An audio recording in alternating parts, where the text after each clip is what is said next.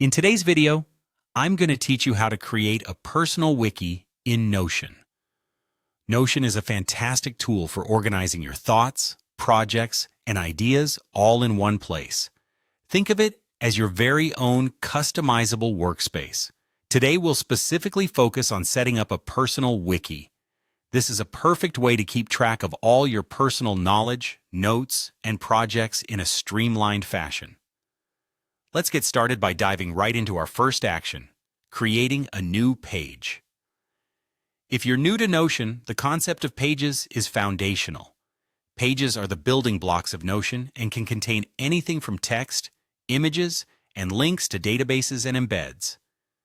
To create a new page, simply navigate to the Notion sidebar, click on Add a Page, and then name your new creation. Naming is crucial here. Choose something that clearly represents the purpose of your wiki, like My Personal Wiki or Knowledge Hub.